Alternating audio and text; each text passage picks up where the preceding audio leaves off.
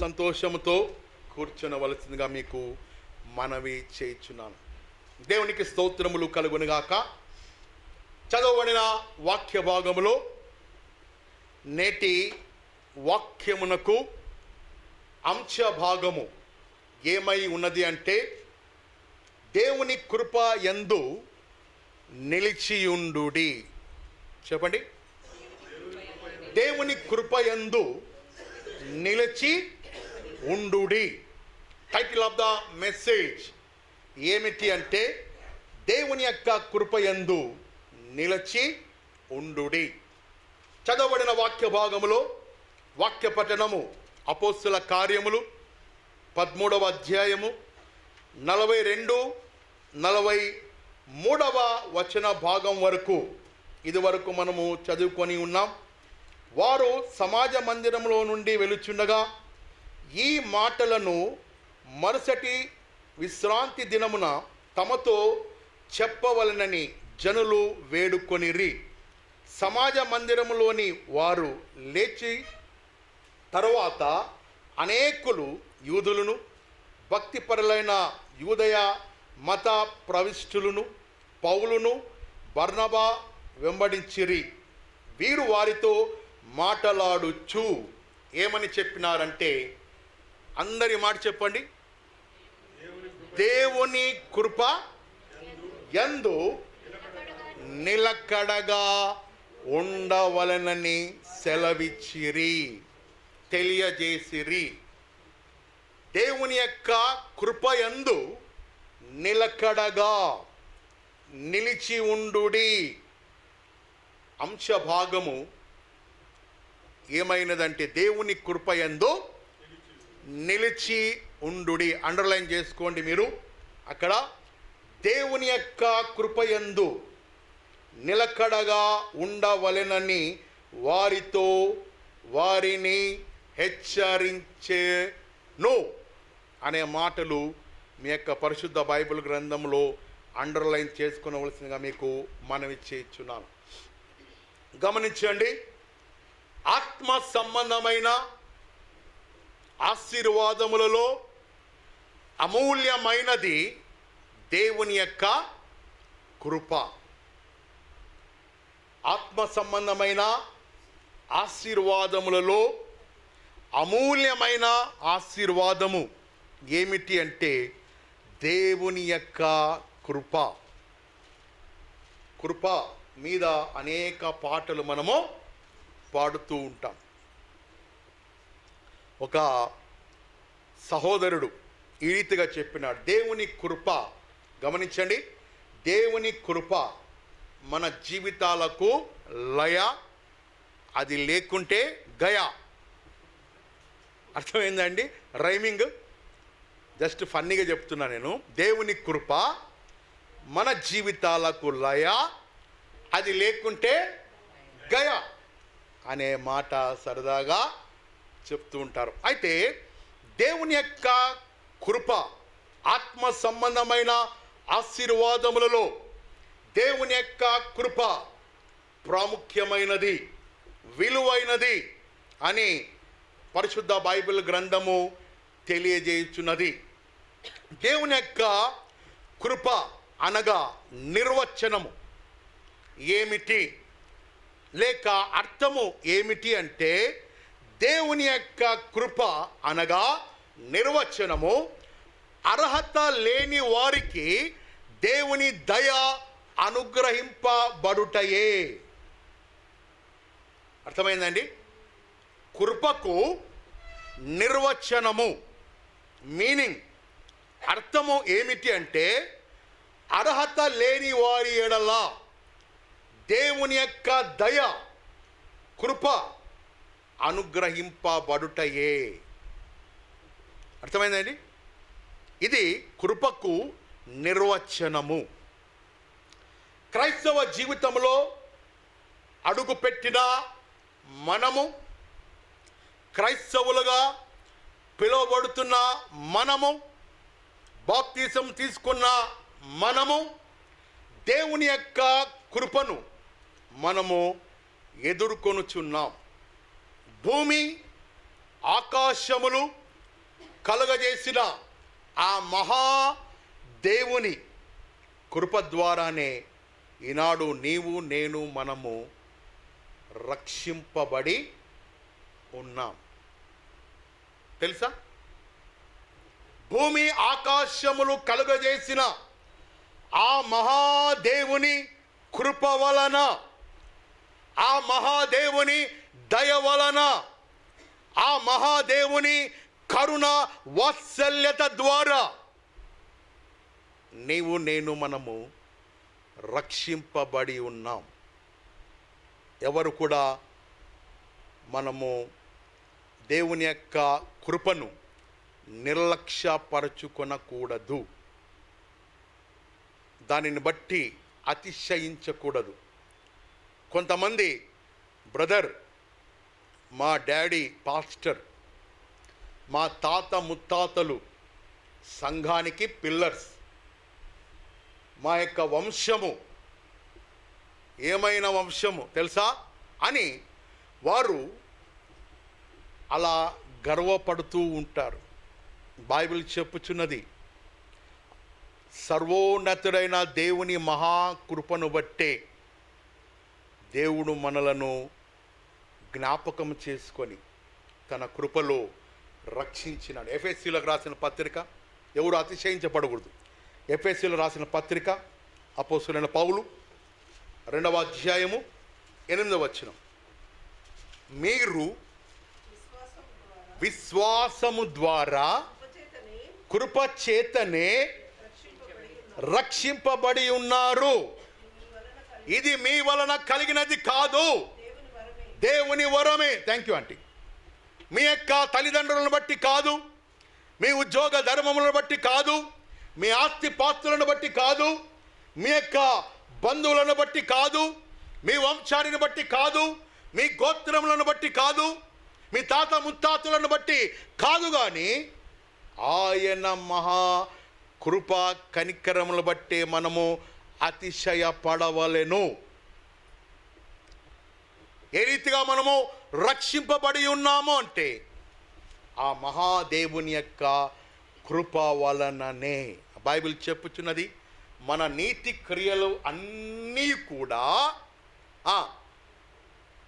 ఆయన ఎదుట మురికి గుడ్డల వలె ఉన్నవి. ఆ మహాదేవుని యొక్క కృపా కనికరముల ద్వారా ఎఫెసీయులకు రాసిన పత్రిక 2:8 చెప్పబడిన రీతిగా ఎవరు కూడా అతిశయ పడలేదు, పడకూడదు. ఆయన కృప, ఆయన దయ, ఆయన భిక్ష వలననే మనము రక్షింపబడి ఉన్నాము. కీర్తనలు 36వ అధ్యాయము 7వ వచనం. కీర్తనలు 36వ అధ్యాయం 7వ వచనం. దేవా, నీ కృప ఎంతో అమూల్యమైనది, నరులు నీ రెక్కల నీడన థ్యాంక్ యూ బ్రదర్ ఆశ్రయించుచున్నారు అని కీర్తనాకారుడు సెలవిస్తున్నాడు. దేవా, నీ కృప ఎంతో అమూల్యమైనది. అట్టి కృపను మనము గౌరవిస్తూ, అట్టి కృపను పొంది ఉన్న మనము కృతజ్ఞతాస్తుతులతో దేవునిని మనము ఆరాధించే బిడ్డలముగా ఉండవలెను. సంఖ్యాకాండం 6వ అధ్యాయం 25వ వచన భాగములో ఈ రీతిగా వ్రాయబడి ఉన్నది. సంఖ్యాకాండము పాత నిబంధన గ్రంథంలో ఉంటుంది. ఆదికాండం, నిర్గమకాండం, లేవియాకాండము, ఆ తదుపరి సంఖ్యాకాండము. సంఖ్యాకాండం 6వ అధ్యాయం 25వ వచన భాగంలో యెహోవా నీకు తన సన్నిధిని ప్రకాశింపచేసి నిన్ను కరుణించును గాక. Thank you brother. గమనించండి, నా వైపు చూడండి.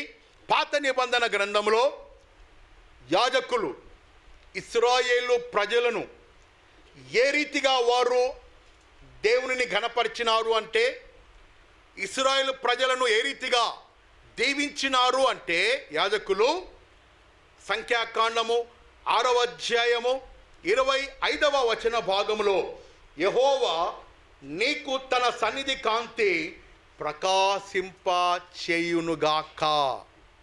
అన్న మాటతో పాత నిబంధనలో ఉన్న యాజకులు ఇశ్రాయేలీల ప్రజలను దీవించిరి.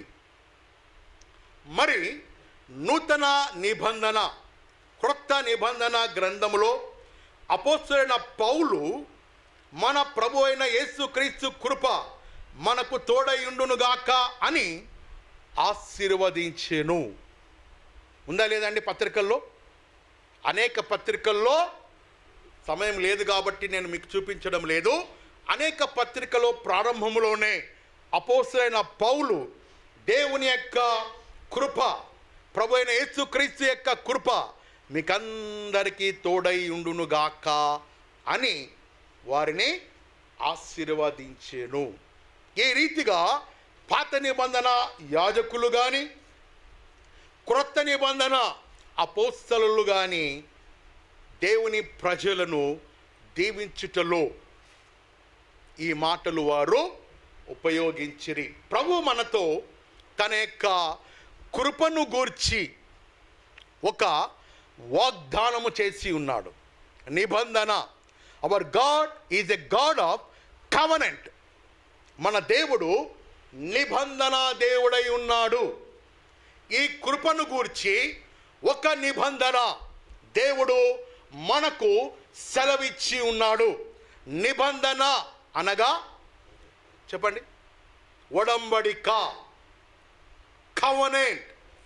ఎప్పుడు ఈ కవనెంట్ చేస్తారు చెప్పండి? ఎక్కువ శాతం వివాహమందు, వధూవరుల మధ్య ఏమని నిబంధన చేస్తారు చెప్పండి?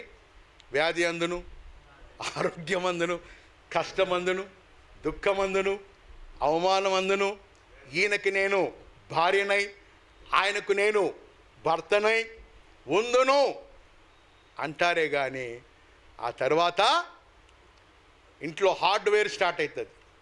అది వరకేమో అక్కడ సాఫ్ట్వేరు, ఆ తర్వాత సంసార వైవాహిక జీవితంలో, అంటే సంసార వైవాహిక జీవితంలో అనేక ఒడుదొడుకుల ద్వారా ఆ నిబంధనలు, ఒడంబడిక కాస్త మర్చిపోతారు. నేను ఎందుకు పెళ్లి చేసుకున్నా? ఇదేనా నువ్వు చేసేది? అసలు నీకంటే ఇంకా మంచి వ్యక్తి వచ్చేవాడు,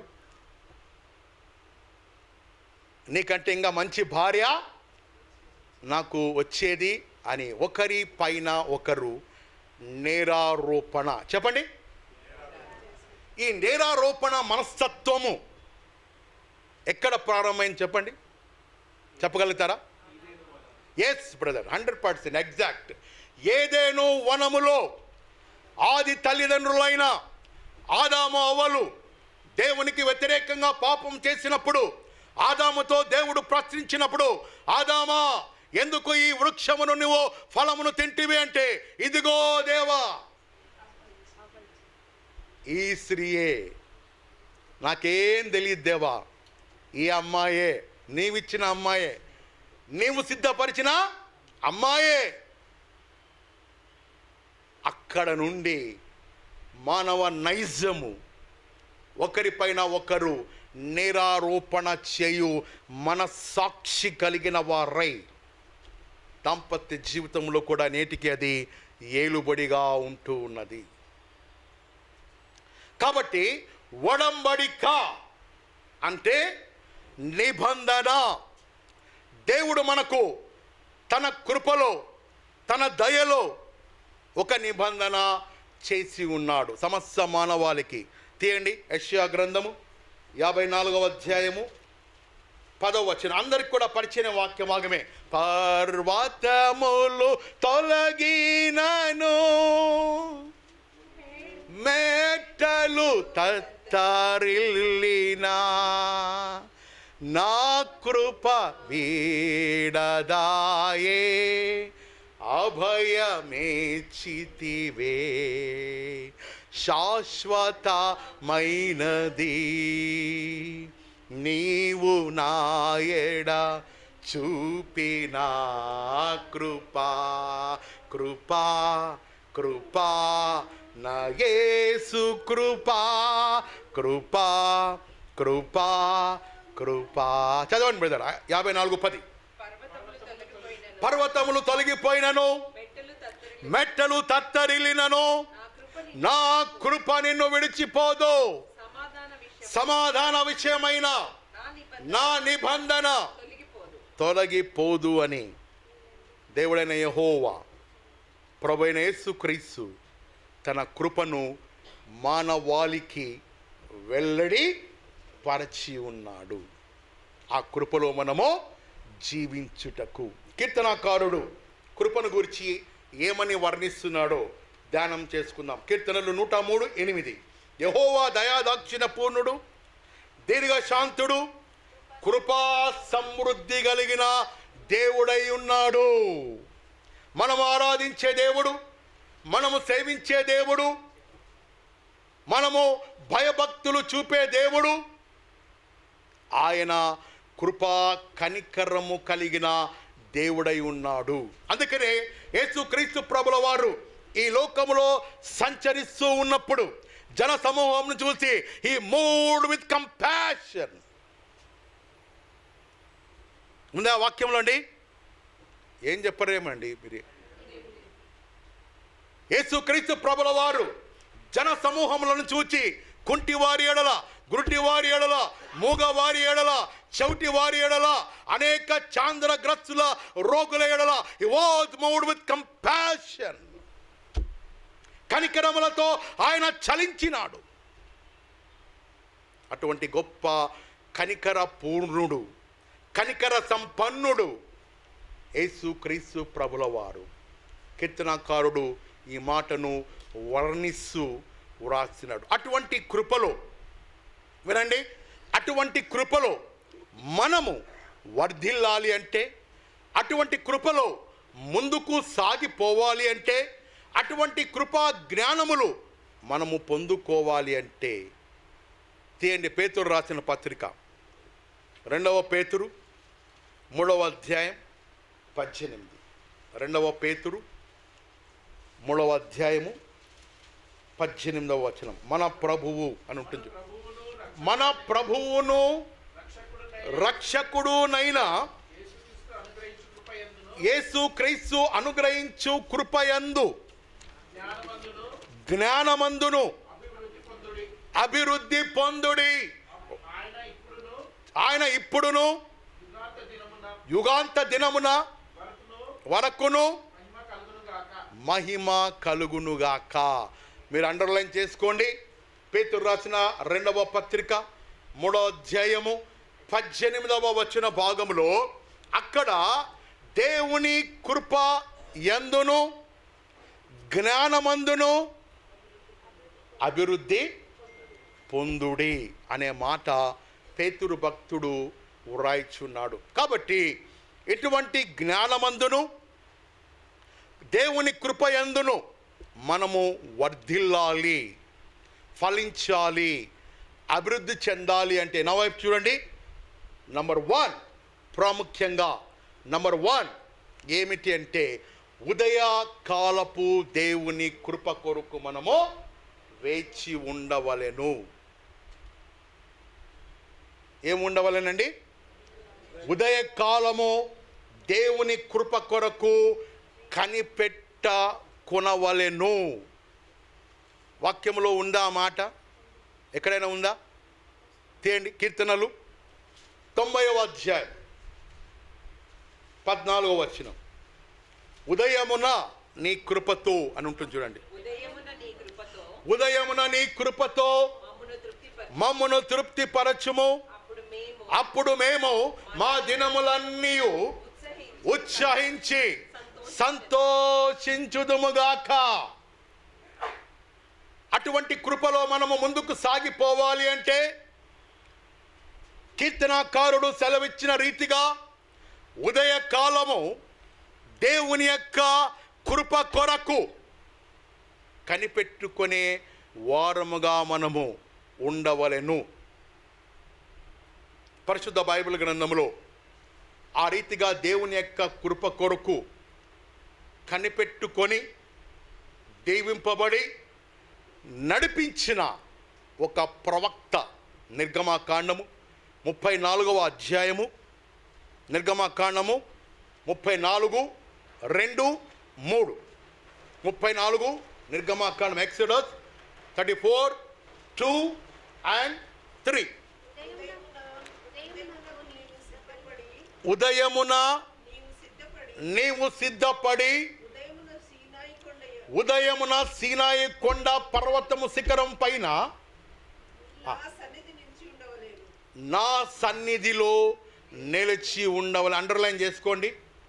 ఉదయకాలము పర్వత శిఖరము అయిన నా సన్నిధిలో సీనాయి పర్వతము మీద నిలిచి ఉండే సేవకుడుగా రమ్ము అని ప్రవక్త అయిన మోషేకు దేవుడైన యెహోవా సెలవిచ్చినప్పుడు,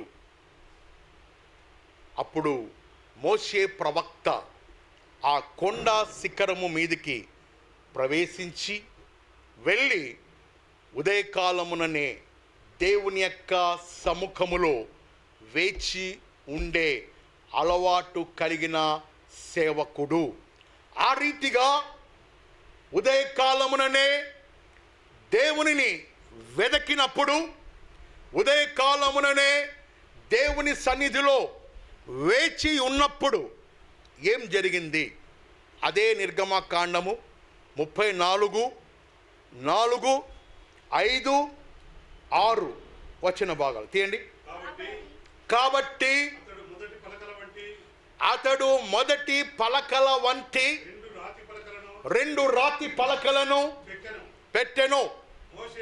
మోషే తనకు యెహోవా ఆజ్ఞాపించినట్లు ఉదయమందు పెందలకడే లేచి ఆ 2 రాతి పలకలను చేత పట్టుకొని సీనాయి కొండ ఎక్కగా మేఘములో యెహోవా దిగి అక్కడ నిలుచుకొని యెహోవా అను నామమును ప్రకటించెను. అతని ఎదుట యెహోవా అతనిని దాటి వెళుతూ, గమనించండి, అండర్లైన్ చేసుకోండి. యెహోవా కనికరము, దయా, దీర్ఘశాంతము, అండర్లైన్, విస్తారమైన కృప. అందరు చెప్పండి, విస్తారమైన కృప కలిగిన దేవుడు. ఆమేన్, ఆమేన్, ఆమేన్. హల్లెలూయా, హల్లెలూయా. ఇది మోషే ప్రవక్త ఎప్పుడు పొందుకొనినాడు అంటే, వేకువనే లేచి దేవుని సముఖములో వేచి ఉన్నప్పుడు, దేవుని యొక్క ఆజ్ఞ కొరకు వేచి ఉన్నప్పుడు, దేవుని మాటకు విధేయత చూపించినప్పుడు, ఆయన సముఖములో దేవుని యొక్క గుణలక్షణములను ఆయన కనుగొనెను. God was revealed his character. దేవుని యొక్క గుణలక్షణములు ఆయన చూడగలిగేను, గ్రహించగలిగేను. గమనించండి, ఆ రీతిగా మోషే ప్రవక్త ఇశ్రాయేలు ప్రజలను 40 సంవత్సరములు అరణ్యములో నడిపించుటకు అనుదినము దేవుని యొక్క కృప అతడు పొందుకున్నాడు. కరెక్ట్ అండి? హల్లెలూయా. ఇశ్రాయేలు ప్రజలను, నా మాట గమనించండి, ఇశ్రాయేలు ప్రజలను మోషే ప్రవక్త అరణ్యములో వారిని పోషించుటకు, నడిపించుటకు, కాపాడుటకు అనుదినము దేవుని యొద్ద నుండి కృప పొందుకొనుటకు వేకువనే లేచి దేవుని సముఖములో ఆయన నిలబడి ఉండెను. ఆ రీతిగా అనుదిన కృప మోషే ప్రవక్త పొందుకొనెను. ఆమేన్. మోషేకు మాత్రమే దేవుడు అలనాడు పిలవలేదు. ఈనాటి క్రైస్తవ సమాజపు వారికి, సంఘాలకు, వ్యక్తులకు, బిలీవర్స్కు నాన్ బిలీవర్స్కు అందరికీ కూడా ప్రభువైన యేసుక్రీస్తు ప్రభుల వారు ఇటువంటి కృప ఇచ్చుటకు పిలుస్తున్నాడు. నిర్గమకాండం 34:1-2 చదవండి. మరియు యెహోవా మోషేతో చెక్కుము,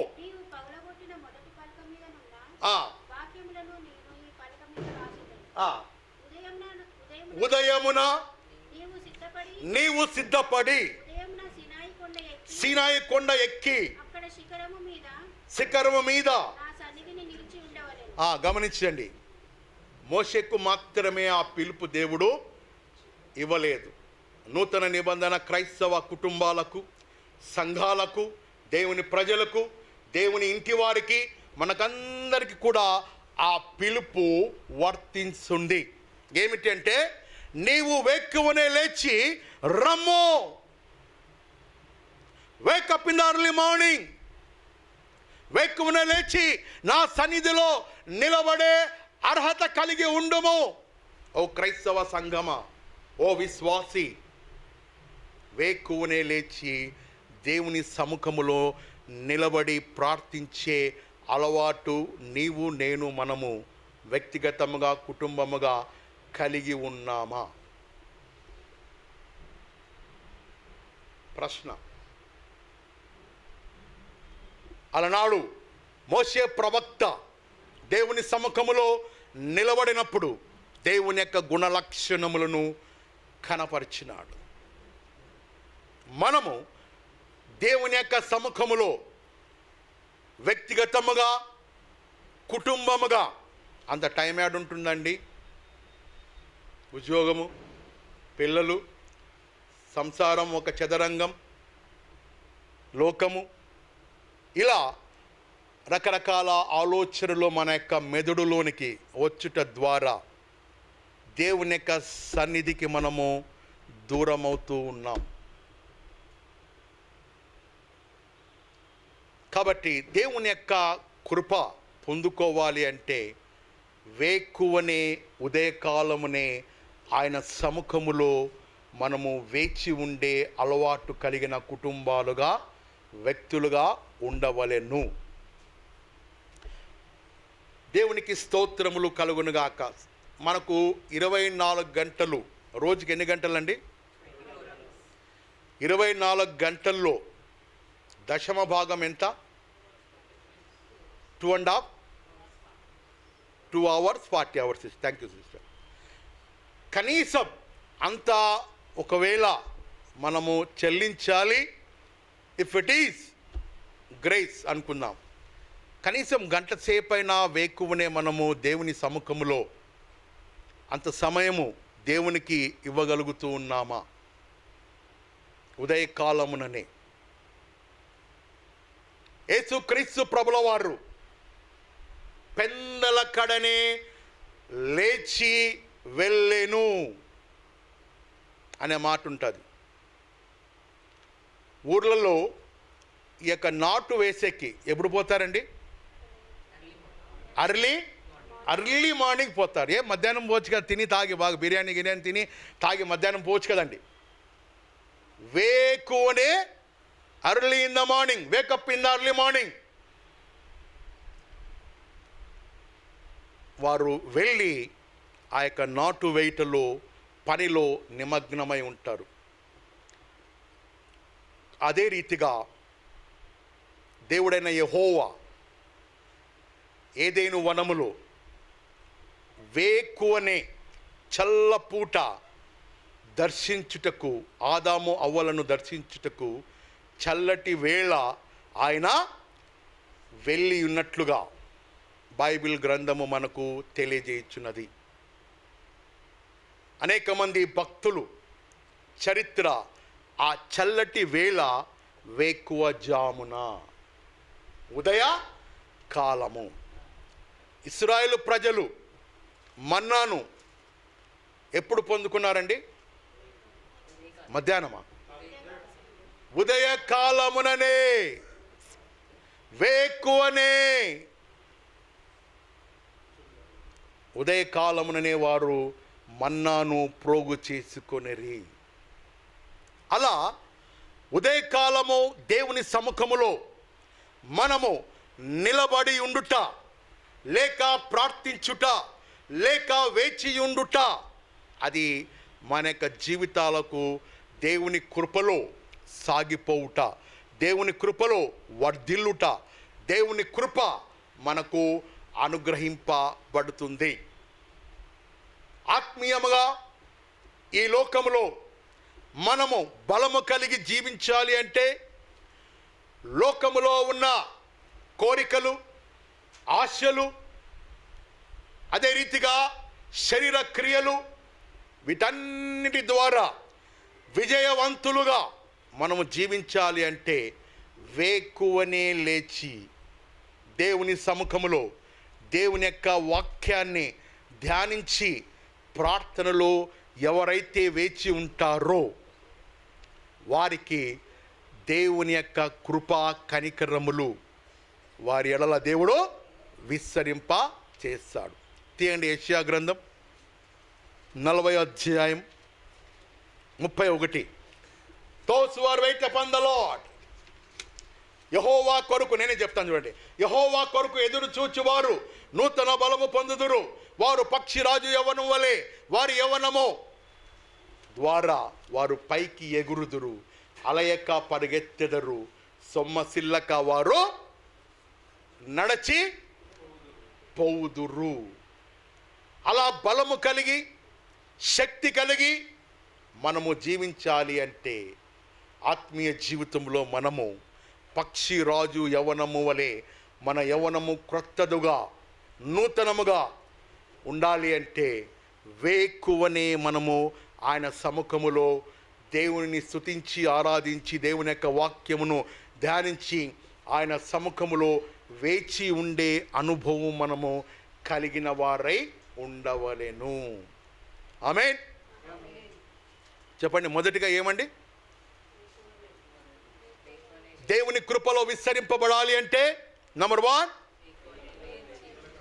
ఉదయకాలముననే ఆయన సముఖములో దేవుని యొక్క వాక్యమును ధ్యానించుటలో, ప్రార్థించుటలో, స్తుతించుటలో ఎవరైతే తీర్మానము కలిగిన వారై మోషే వలె ఆయన సముఖములో వేచి ఉంటారో, those who are wait upon the Lord, they are renewed their strength. చేయండి, కీర్తనలు 63, 1, 2, 3. కీర్తనలు 63వ అధ్యాయము 1వ వచనం, 2వ వచనం.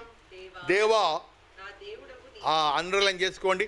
నా దేవుడవు నీవే, వేకువనే నిన్ను వెతికెదను, నీ బలమును నీ ప్రభావమును చూడవలనని పరిశుద్ధాలయమునందు నేను ఎంతో ఆశతో నీ తట్టు కనిపెట్టుకొని ఉన్నాను. అదే రీతిగా ఇంకా చదువుకుంటూ పోతే, నీ కృప జీవము కంటే ఉత్తమము, నా పెదవులు నిన్ను, అదే అధ్యాయంలో ఉంటుందండి. నీ కృప అండర్లైన్ చేసుకోండి.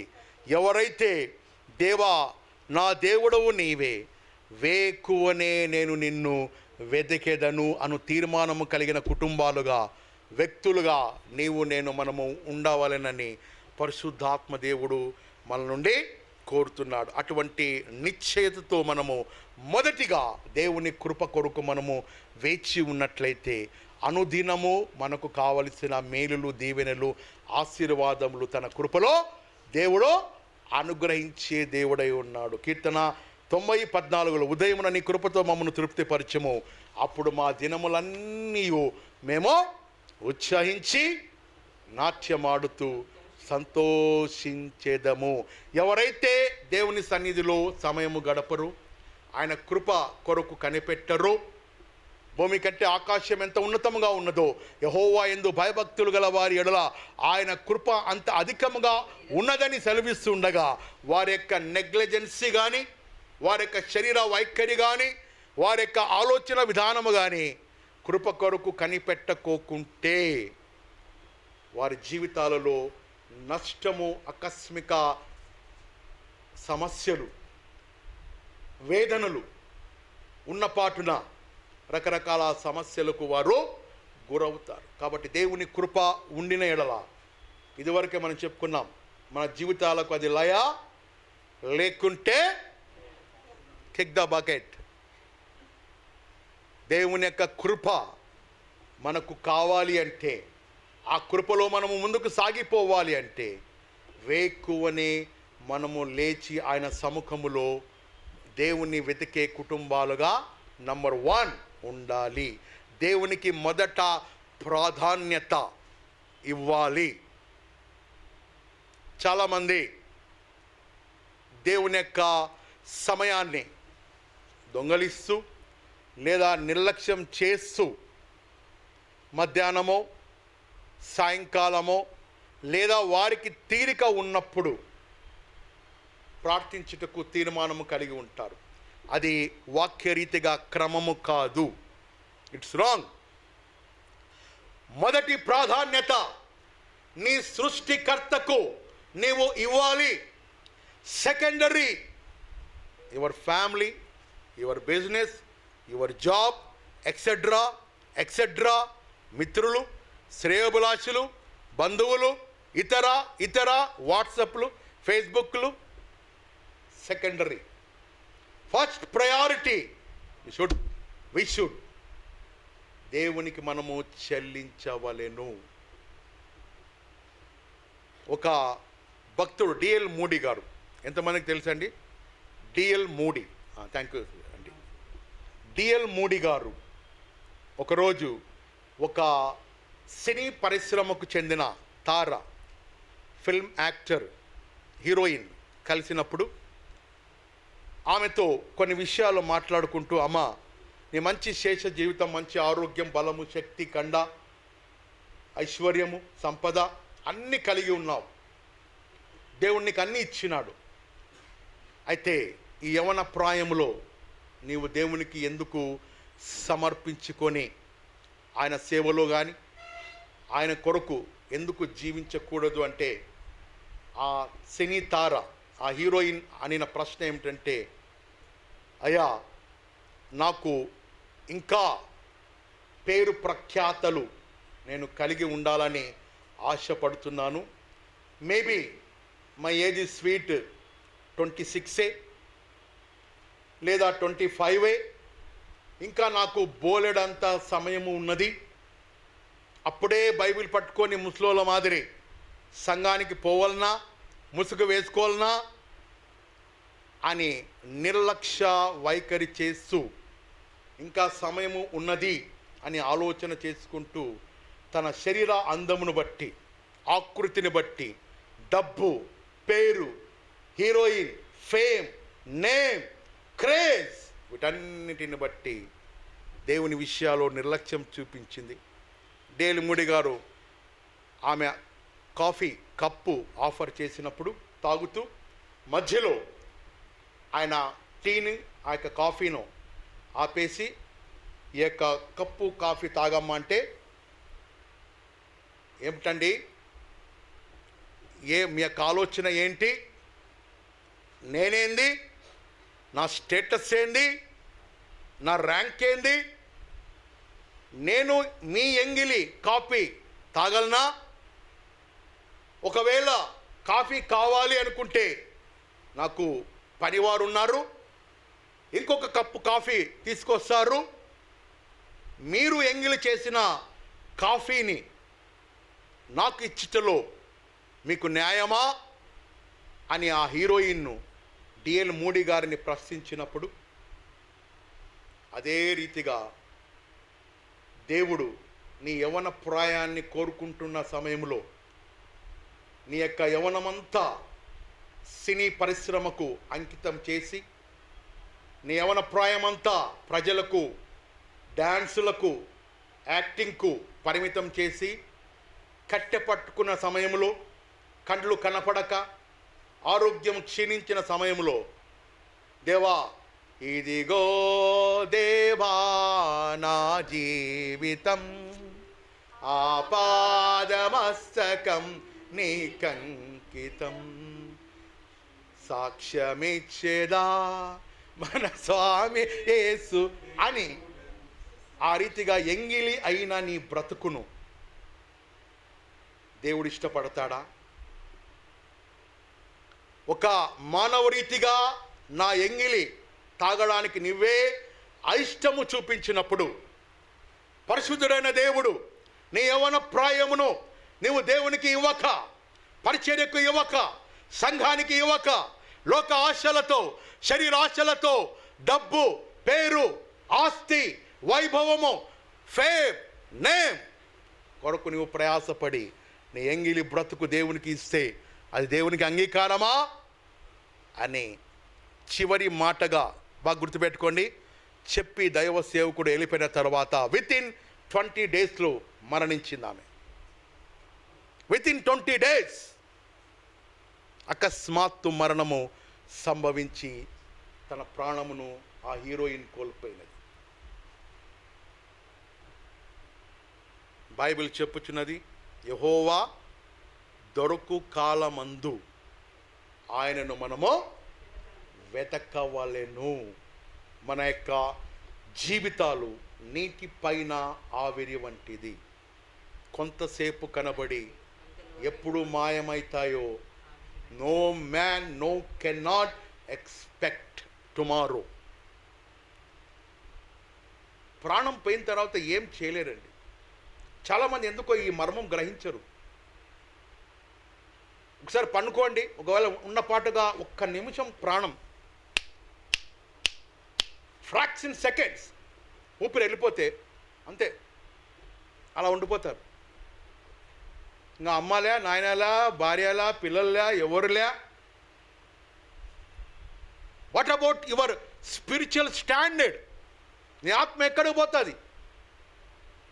శరీరమేమో బంధువులు, స్నేహితులు, వాళ్ళు వీళ్ళు వచ్చి సంఘస్థులు మట్టికి మన్ను, దుమ్ముకు దుమ్ము, ధూళికి ధూళి అప్పగిస్తారు. 3వ రోజు మంచి బిర్యానీ, పొట్టేలు ఇవన్నీ చేసి ఆయన పేరు చెప్పుకొని తింటారు. బాగానే ఉంది. ఆత్మ అది నరకానికి పోతుందా? పరలోక రాజ్యానికి పోతుందా? మధ్యలో ఉంటుందా? చాలామంది ఈ బాధలు, ఈ లోకము, సమస్యలు తట్టుకోకుండా అపవాది ప్రేరేపించడం ద్వారా కొంతమంది సూసైడ్ చేసుకుంటారు. దయచేసి అటువంటి పిచ్చి పిచ్చి పనులు చేయొద్దండి.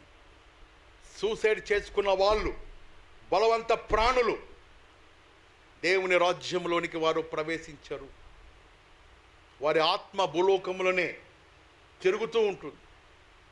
మీకు స్పిరిచువల్ స్టాండర్డ్స్ తెలియక చనిపోతే బాగుంటుందిలే, ఏదో మరణిస్తే కాసేపు కాదు, మరణము తర్వాత అసలైన కథ ప్రారంభమవుతుంది. దానికి బైబిల్ ఆధారాలు. ఒకవేళ సూసైడ్ చేసుకుంటే ఆత్మ దేవుని దగ్గరకు పోదు. తీర్పు వరకు అది తిరుగుతూనే ఉంటుంది. ఏడుస్తూ, విలపిస్తూ, కన్నీరు కార్స్తూ, అయ్యో అని విలపిస్తూ, ఎవరికి చెప్పుకోలేక, భౌతికంగా అయితే వెళ్ళొచ్చు, స్పిరిట్ రాలేదు కదా, మనిషిని తాకలేదు, ఏడుస్తూ విలపిస్తూ ఉంటుంది. ఎన్నో దయ్యాలు వెలగొట్టినప్పుడు ఆ దయ్యాలన్నీ చెప్పినాయి, అయ్యో తెలియక పాస్టర్ గారు ఈ రకంగా అయిపోయినాయి జీవితము అని ఏడుస్తాయి, విలపిస్తాయి. ఎక్కడ పోవాలి మేము? అటు ఉట్టికి లేదు, స్వర్గానికి లేదు. మీకు అన్నీ తెలియదు. ఇవన్నీ ఏదో 1 నిమిషం కళ్ళు మూసుకొని చనిపోతే బాగుంటుంది అని అనుకుంటారు. ఆ తర్వాత అసలైన కథ ప్రారంభమవుతుంది. కాబట్టి దేవుడు మనకిచ్చిన ఆయుష్కాలము ఈ భూలోకములో సంపూర్తి చేసుకొనవలెను. అలా కష్టములు రాకుండా ఉండాలి అంటే ఆయన కృప మీద మనము ఆధారపడి జీవించవలెను. రెండవదిగా, వాక్యాన్ని ముగిస్తున్నా, రెండవదిగా దేవుని యొక్క కృపలో మనము వర్ధిల్లాలి, విస్తరింపబడాలి అంటే మొదటిగా మనం ఏం చూసినాం? కీర్తనలు 90:14లో ఉదయ కాలమునే ఆయన కృపలో మనము ఎదగవలెను, వేచి ఉండవలెను. రెండవదిగా యాకోబు రాసిన పత్రిక 4వ అధ్యాయము 6వ వచనం. త్వరగా నేను ముగిస్తానండి. ఇప్పుడే కొంచెం కాలము 1 గంట 15 నిమిషాలు, ఒక 5 నిమిషాలు ఓపిక పట్టండి. ఇంకా ఉన్నది కానీ నేను కొద్ది వరకు కుదిర్చి మాట్లాడుతున్నా. యాకోబు రాసిన పత్రిక 4వ అధ్యాయం 6. త్వరగా. అందుచేత దేవుడు అహంకారులను ఎదిరించి దీనులకు కృప అనుగ్రహించును అని లేఖనాలు సెలవిస్తున్నవి. కాబట్టి లోబడి ఉండుడి, అపవాదిని ఎదిరించుడి, అప్పుడు వాడు మీ యొద్ద నుండి పారిపోవును. సమస్యలు, కష్టములు, ఇబ్బందులు, ఓటమి, అవమానము, వీటన్నిటి మధ్య యాకోబు భక్తుడు సెలవిచ్చిన రీతిగా అపవాదిని మనము ఎదిరించి దేవుని కృపలో మనము దీన మనస్సులై ఏముండాలండి? దీన, అండర్లైన్ చేసుకోండి, దీన మనస్సులు కలిగిన వారికి దేవుని కృప విస్తరింపబడుతుంది. 1 పేతురు పత్రిక 5వ అధ్యాయము 5వ వచనం, 5-6. 1 పేతురు పత్రిక 5:5-6 వచనాలు. దేవుడు తగిన సమయమందు మిమ్మును హెచ్చించున్నట్లు ఆయన బలిష్టమైన చేతి క్రింద, ఆ అండర్లైన్, దీన మనస్సులై ఉండుడి. ఇంకా చదవండి సిస్టర్. చింతించున్నాడు కాబట్టి గనుక మీ చింత యావత్తు ఆయన మీద వేయుడి. నిబ్బరము కలిగిన బుద్ధి కలిగి వారై మెలకుగా ఉండుడి. మీ విరోధి అయిన అపవాది గర్జించు సింహము వలె ఎవరిని మృంగుదునా వెదుకుతూ తిరుగుచున్నాడు. లోకమందున్న మీ సహోదరుల ఎదుట ఈ విధమైన శ్రమలే నెరవేర్చుచున్నవి. దీన మనస్సు కలిగిన వారై మన సహోదరుల ఎడల మనము అటువంటి మనస్సు కలిగి జీవించాలి.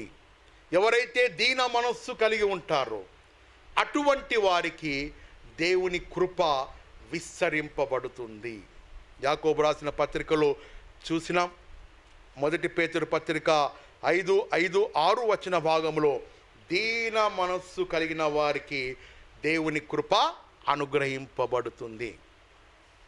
ఈ దీన మనస్సు మనము ఒక వస్త్రముగా, వాక్యంలో రాయబడినది, వస్త్రముగా ధరించుకోవాలి అంట. ఉదాహరణకు ఒక బంగారు నెక్లెస్ కానీ లేదా బంగారు చైన్ కానీ ఎవరు కూడా కప్పుకొనుటకు ఇష్టపడరు. కరెక్ట్ అండి? బంగారు చైన్ ఉంటే అది చూపించడానికే కనపరుస్తారు. ఎవరు కూడా క్లోజ్ చేసుకోరు, దానిని బయటకు కనిపించే విధంగా. ఇంకా ఒకవేళ అబ్జర్వ్ లేకుంటే దగ్గరకు వచ్చి మరీ కొంతమంది పలకరిస్తారు. బాగుంది చైన్, పలానా షాపులో, పలానా మాల్లో, పలానా దగ్గర ఈ చైన్ కొన్నాం.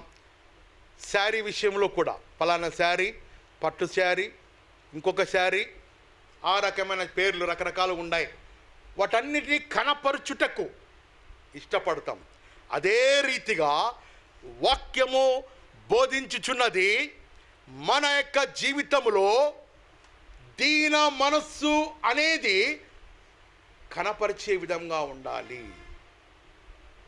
ఇతరుల ఎడల, బంధువుల ఎడల, విరోధుల ఎడల, రక్త సంబంధికుల ఎడల, అన్నదమ్ముల ఎడల, నీకు విరోధ భావము కల్పించిన వారి ఎడల నీ యొక్క క్యారెక్టర్, దీన మనస్సు అను స్వభావము కనపరిచే వ్యక్తిగా ఉండాలని బైబిల్ గ్రంథము తెలియజేయుచున్నది. ఆ రీతిగా దీన మనస్సు కలిగి దేవుని యొక్క కృపలో కాపాడబడిన వ్యక్తి. ఆదికాండము 6వ అధ్యాయం 8వ వచనం. త్వరగా ముగిస్తాను, 2-3 మినిట్స్. ఆదికాండము 6వ అధ్యాయం 8. నోవాహు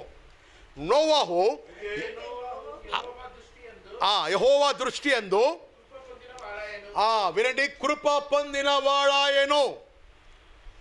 అండర్లైన్ చేసుకోండి. నోవాహు దేవుని యందు దీన మనస్సు కలిగి ఉన్నాడు కాబట్టి కృప పొందిన వాడుగా పిలువబడినాడు, కాపాడబడినాడు. అదే రీతిగా రాజైన హిజ్కియా తన జీవితంలో మరణము కరమైన వ్యాధి సంక్రమించినప్పుడు ప్రవక్త ద్వారా హెచ్చరింపబడి దీన మనస్సు కలిగి ఆయన గోడ వైపు ప్రార్థించినప్పుడు దేవుని కృప ద్వారా అతని జీవితంలో ఆయుష్ పొడిగింపబడినది. కృప ద్వారా ఆయుష్, కృప ద్వారా భద్రత నోవాహు కుటుంబానికి దేవుడు అనుగ్రహించి ఉన్నాడు.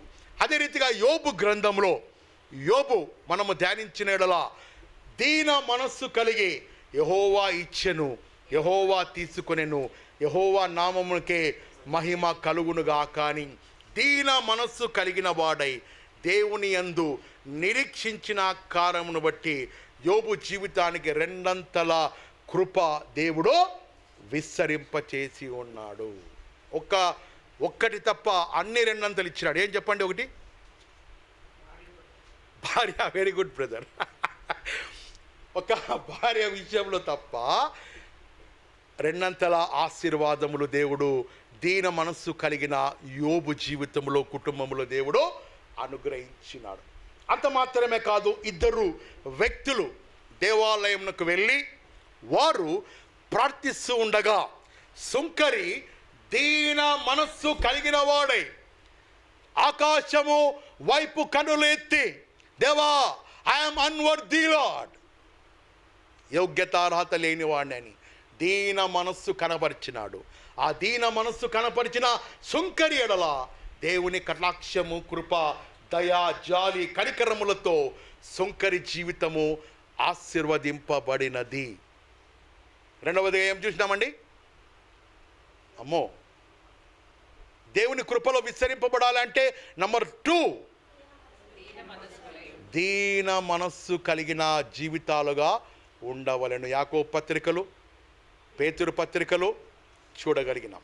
అదే రీతిగా యోబు, హిజ్కియా మరియు నోవాహు సుంకరి వారు దేవుని కృపలో వర్ధిల్లబడిరి అంటే దీన మనస్సు కలిగి వారు జీవించిరి. ఒక 2 నిమిషాలండి, వాక్యాన్ని ముగిస్తున్నా. మూడవదిగా నమ్మిక ఉంచు వారి ఎడల దేవుని కృప. చెప్పండి, నమ్మిక ఉంచిన వారి ఎడల దేవుని కృప. కీర్తనలు 32:10లో యెహోవా యందు నమ్మిక ఉంచు వారికి కృప ఆవరించుచున్నది. యెహోవా యందు ఎవరైతే నమ్మిక ఉంచుతారో, విశ్వాసం కలిగి ఉంటారో వారి జీవితాలకు దేవుని కృప విస్తరింపబడుతుంది. మొదటి సమూయేలు గ్రంథము 17వ అధ్యాయం 32వ వచన భాగంలో అక్కడ దావీదు ఫిలిష్తీయుల సర్దారుడైన గొల్యాతును చంపడానికి నమ్మిక కలిగిన వాడై నమ్మకముతో యుద్ధము యెహోవాదే అని సౌలు ఇచ్చిన శిరస్రావమును దాని ఎడల నమ్మకం ఉంచలేదు. ఆ సౌలు ఇచ్చిన రాజవస్త్రముల మీద, ఖడ్గము మీద నమ్మకము పెట్టక కేవలము విశ్వాసమునకు కర్త అయిన సైన్యములకు అధిపతియగు యెహోవా సున్నతి లేని ఈ ఫిలిష్తీయుడు ఏ పాటివాడు, యుద్ధము యెహోవాదే పూర్ణ హృదయంతో నమ్మిన కారణమును బట్టి దావీదు జీవితంలో గొప్ప ఆశీర్వాదములు, కృప పొందుకున్నాడు. ఆమేన్, హల్లెలూయా.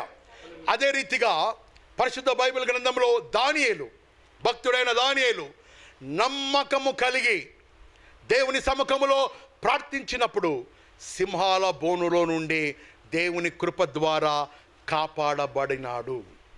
అదే రీతిగా షడ్రక్, మెషక్, అబేద్నెగో వారు నమ్మిక ఉంచి విశ్వాసముతో, నమ్మకముతో, రాజా, నీవు తయారు చేసిన ఈ ప్రతిమకు మేము సాగిలపడము, మా దేవుడు జీవము కలిగిన దేవుడు, మమ్మలను రక్షించుటకు ఈజ్ ద ఏబుల్ గాడ్, ఆయన సమర్థుడు, ఆయన శక్తిమంతుడు అని దేవుని యందు ఎప్పుడైతే నమ్మిక ఉంచినారో, మూడవ వ్యక్తిగా దేవుని కృప ప్రత్యక్షమై అగ్ని గుండములో పడద్రోయబడిన షడ్రక్, మెషక్, అబేద్నగో ప్రాణాలను కృప ద్వారా దేవుడు కాపాడగలిగినాడు. కారణం కారణం కారణం గట్టిగా చెప్పండి అమ్మా, గట్టిగా. ఇంకా నమ్మిక గల వారి ఎడల కృప విస్తరింపబడునుగాక. ఆమేన్. చివరిగా ఒక్క నిమిషం అండి, కీర్తనలు 33:22. యెహోవా, అందరు చెప్తాం ఈ మాట, ముగిచ్చేస్తున్నా, అయిపోయింది, ఇంటికి పోవచ్చు. 33:22. యెహోవా, అందరు చెప్తాం ఈ మాట. యెహోవా, మేము నీ కొరకు కనిపెట్టుచున్నాము, నీ కృప మా మీద, మా కుటుంబాల మీద ఉండునుగాక. ఆమేన్, ఆమేన్, ఆమేన్, ఆమేన్. హల్లెలూయా. ఆ రీతిగా ఈ 3 అంశభాగములు మనము కృపను గురించి ధ్యానించుకున్నాం.